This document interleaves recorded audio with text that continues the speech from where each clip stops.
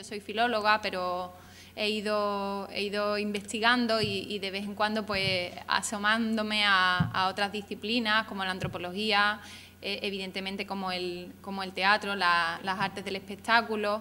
Entonces, finalmente, nuestros estudios se convierten en un asunto que no tiene barreras, y me parece que este grupo pues da con la clave, ¿no? con ese mundo en el que vivimos ahora, en el que tenemos que tener en cuenta otras disciplinas. Entonces, cuando ella me mandó la propuesta de las otras experiencias de mujeres en un mundo interconectado, el título me inspiró de inmediato, ya que mi experiencia como investigadora teatral en Perú, en América Latina, ha captado toda mi atención y mi sincero sonrojo también, porque me he dado cuenta de que las mujeres teatreras en América Latina tienen una serie de redes y comunidades muy fuertes que hacen que esta generación de nuevas teatreras esté creando un lenguaje escénico, estético, totalmente arraigado con la realidad de su tiempo y con la realidad y los problemas de las mujeres, ¿no? En América Latina.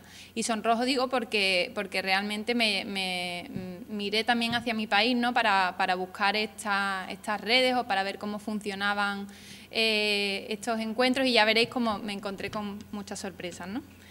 Mi primer contacto con el teatro en América Latina ha sido con un grupo que se llama Yuyascani. Yuyascani es un grupo de creación colectiva, y tendría que explicar ahora qué es la creación colectiva, ¿no? La creación colectiva es un tipo de teatro que empezó en los años 60, 70 en Colombia, sobre todo en la Candelaria, el Teatro Experimental de Cali, que aboga por un teatro que no tenga deudas con un autor, con un dramaturgo, sino que trabaje desde un punto de vista horizontal, enraizado con lo popular del país, con la realidad histórica de su tiempo. Un teatro de dramaturgia abierta en el que el público debe estar participando en este tipo de teatro en un diálogo continuo, ¿no? Entonces me acerqué a este grupo que se llama Yuyascani, que significa en quechua estoy pensando, estoy recordando, no es un verbo que tiene pues, la semántica distinta, porque es un teatro que, como digo, se inició en los años 70 también por esta búsqueda de la identidad, ¿no? De la identidad peruana. Como ya sabéis, Perú es muchos países en un país, ¿no? Y además, pues esa orografía que tiene hace que las comunicaciones sean mucho más complicadas, y si a eso le añadimos esa diversidad tan maravillosa de culturas que tiene, pues traemos muchos problemas, ¿no? Porque al final, muchas veces, pues la diversidad trae problemas, ¿no? Y nosotros lo sabemos. Ellos, desde el principio, desde el inicio de su formación, deciden contemplar esta parte, digamos, social, ya que estamos en este congreso también que habla de llevar el ámbito académico a lo social, pues también viene muy a cuento. Y de hecho, por ejemplo, en 1988 ellos se unen con APRODE, con una ONG por los derechos humanos, y trabajan y organizan el primer encuentro de teatro por la vida, ¿vale? Como parte de la campaña contra la desaparición forzada que estaba ocurriendo en Perú.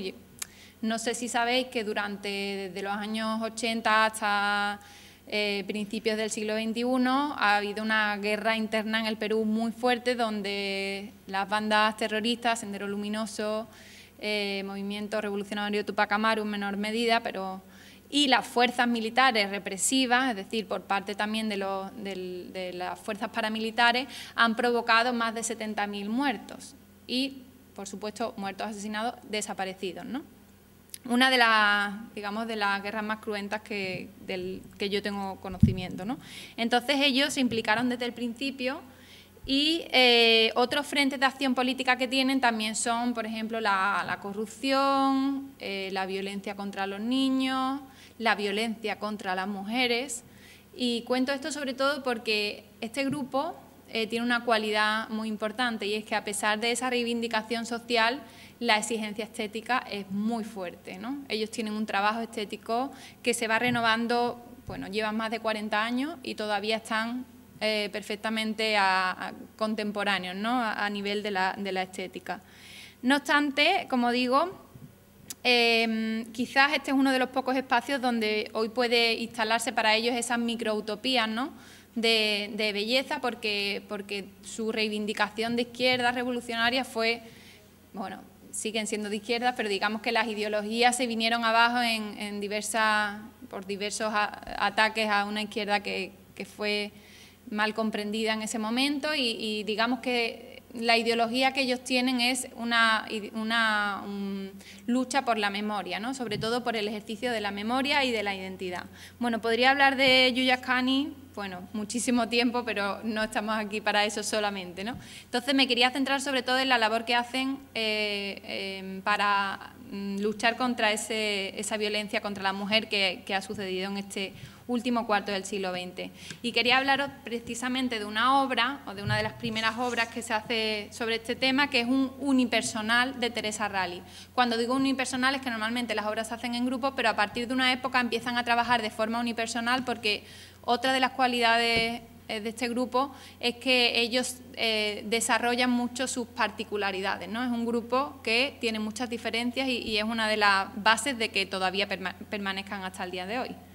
Antígona está escrita con un texto de José Watanabe, un poeta peruano muy importante, que escribió en equipo con Yuya Ascani esta obra, y Teresa Rally, esta actriz, acudió a las comisiones de la verdad y la reconciliación en Huanta, en Ayacucho, en zonas de la sierra peruana, para hablar con esas madres y hermanas de personas desaparecidas y para recoger de alguna forma esa presencia física, ¿no? De esas personas que habían vivido el drama de Antígona, ¿no? No poder dar sepultura a familiares, ¿no? No poder dar sepultura, no poder encontrar los huesos, no poder ni siquiera dar ese último adiós, ¿no? Que es el drama de Antígona, entre otros, ¿no? Entonces es importante, como digo, ese viaje que hacen las actrices desde un texto clásico hasta la presencia real, ¿no? Para coger, como digo, esa oralidad, y por eso mi ponencia trataba de la oralidad, esa oralidad de estas personas víctimas de la violencia, ¿no? De estas mujeres víctimas de la violencia.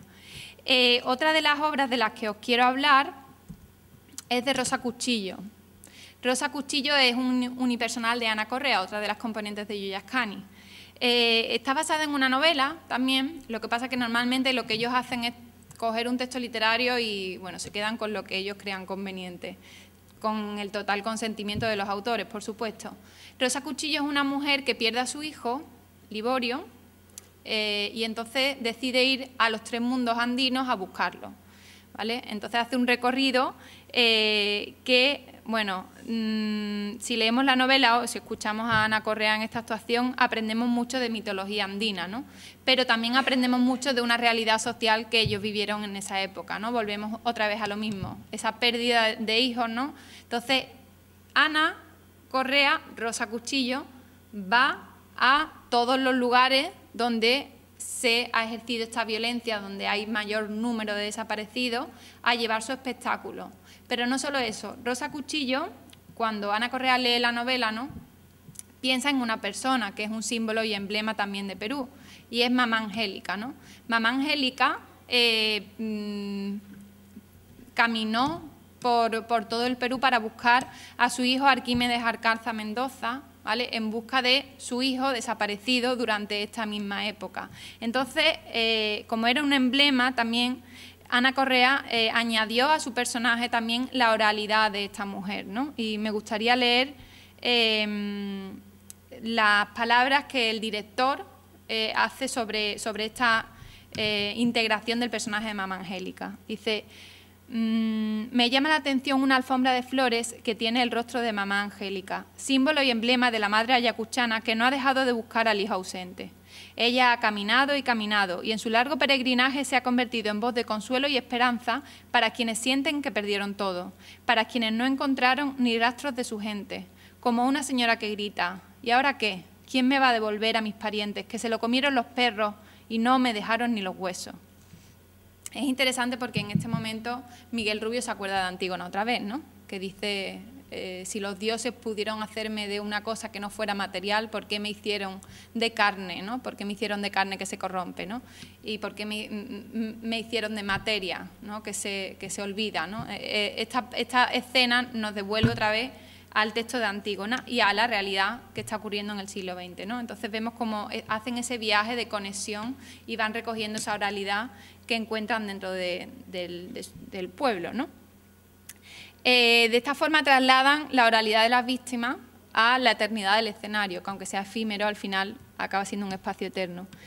La huella del espectáculo vivo es muy interesante porque se reseña en unos libros que os he ido pasando por ahí, ¿vale? Que se llama uno de ellos El cuerpo ausente, porque ellos hacen libros objetos, ¿no? Hacen libros con imágenes, porque para ellos es importante que la obra no sea simplemente la obra, sino toda esa información de cartas, de vivencias, de experiencias que se va recogiendo a lo largo de este proceso, ¿no? Porque esto es un proceso, porque es un teatro que se basa en el proceso. Las palabras, la voz, el cuerpo de Antígona y de Rosa Cuchillo van volando de esta forma y es importante también conocer el trabajo que hacen estas mujeres. Ana, Teresa, Rebeca, Débora, las mujeres de Yuya Ascani, también hacen un taller que se llama Escenarios del Mundo Interior, en el que trabajan con mujeres víctimas de violencia, un taller que llaman ellas taller de autoestima.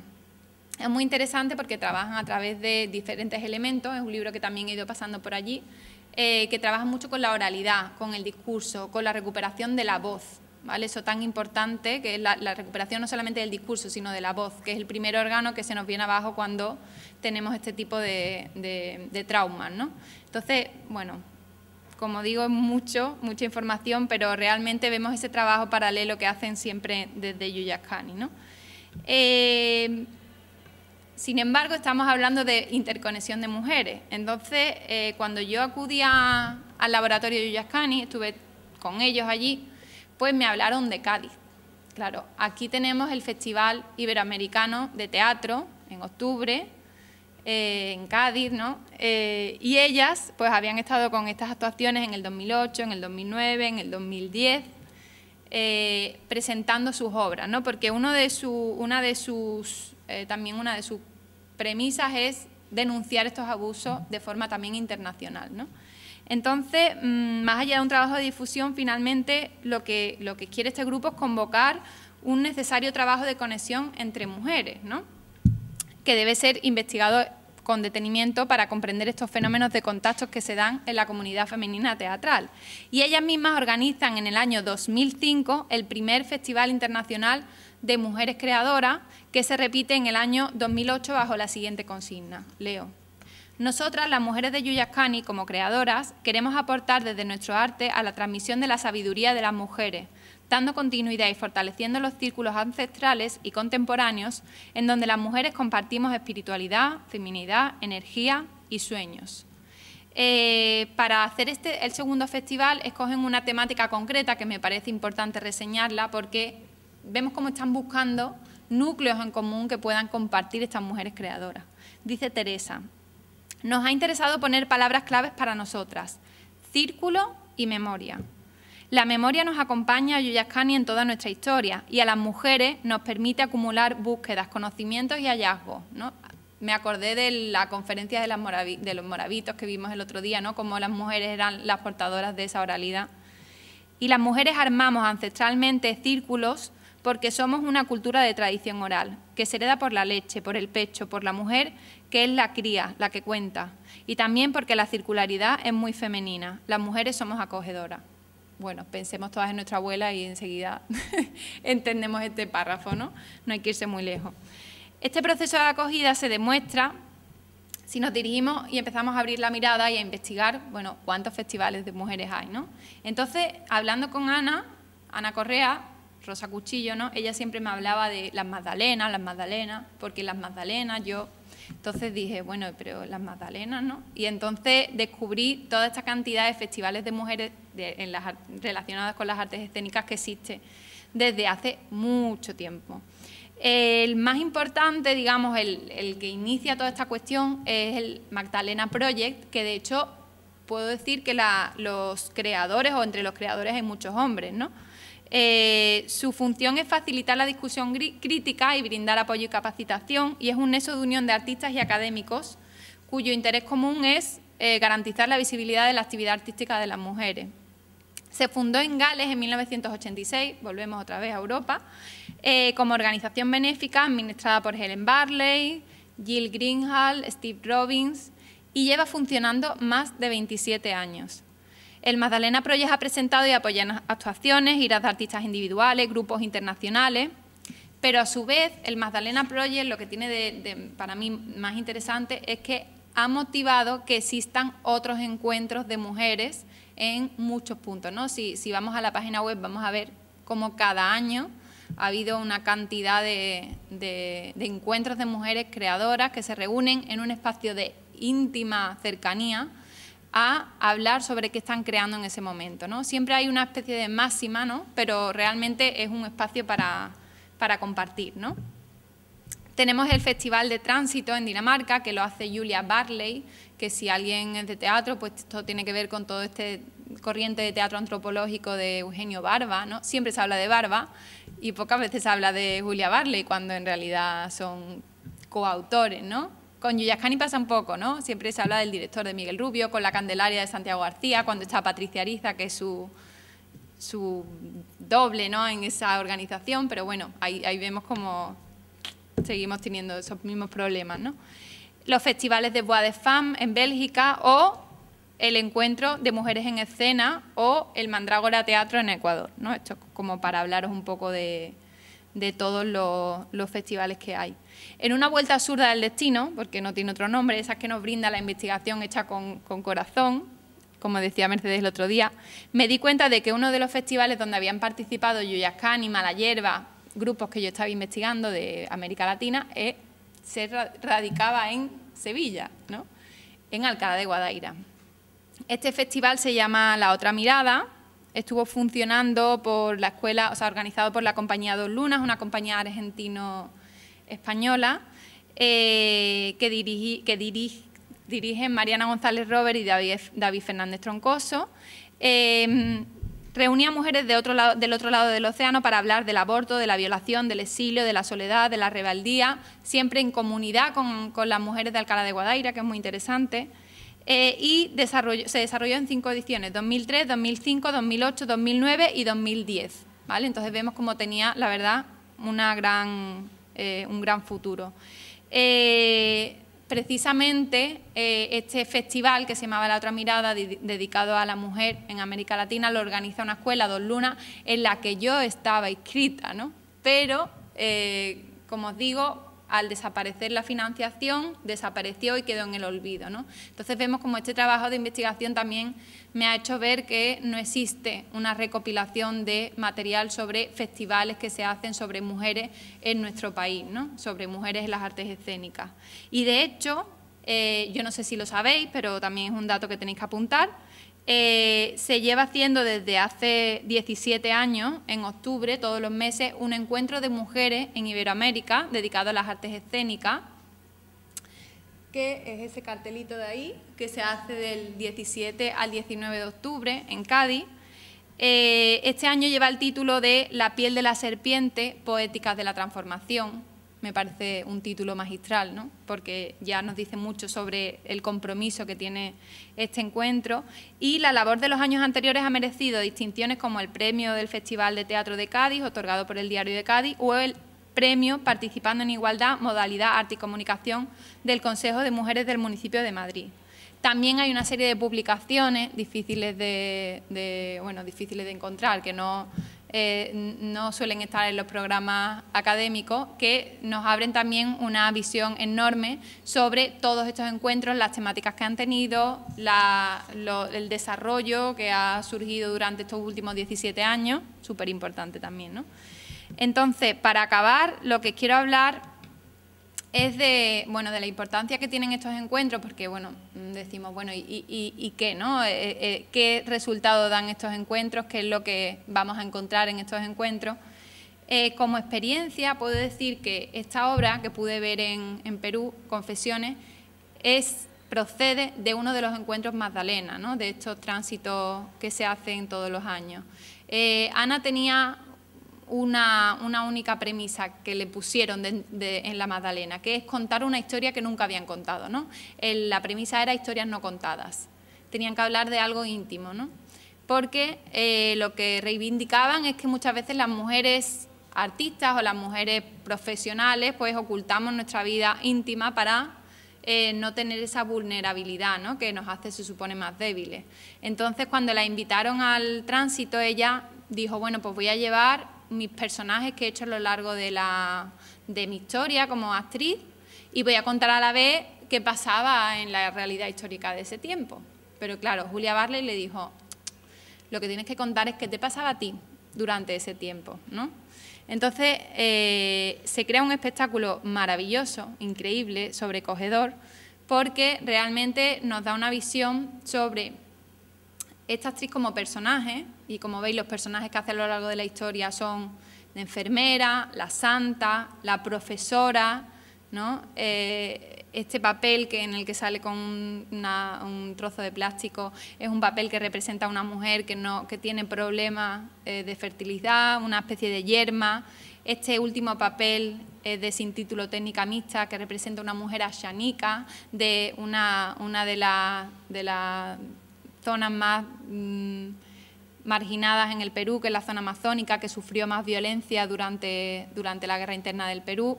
Es decir, de alguna forma te va dibujando la historia del Perú a la vez que va trenzando esa afluencia por los personajes y a la vez va hablando de su historia personal, ¿no?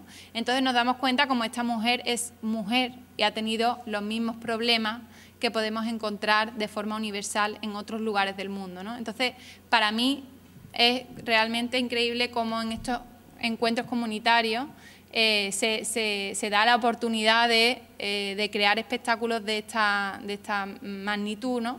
Que, como digo,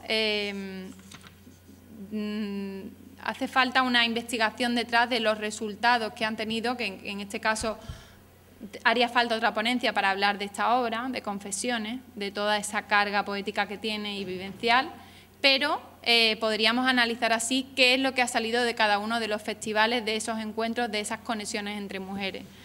Me quedo con una frase que para mí es muy importante, porque Peter Weiss decía que el escenario del teatro documento, que es del que estaba hablando hasta ahora, no muestra ya la realidad momentánea, sino la copia de un fragmento de realidad, arrancado de la continuidad de la vida. Bueno, pues yo creo que lo que hace falta también en la lucha de las mujeres es esa continuidad de la vida, ¿no? Esos problemas menores que pasamos diariamente y que Ana cuenta muy bien en su obra y que forman parte también de la feminidad, ¿no? Y que ella me decía, en las Magdalenas pude contarlo, ¿no? En las Magdalenas pude sacar eso de mí, exorcizar eso de mí que no sabía que estaba, ¿no? Entonces, la calidad de un encuentro de conexión como el que estamos compartiendo hoy mismo. Así que muchas gracias.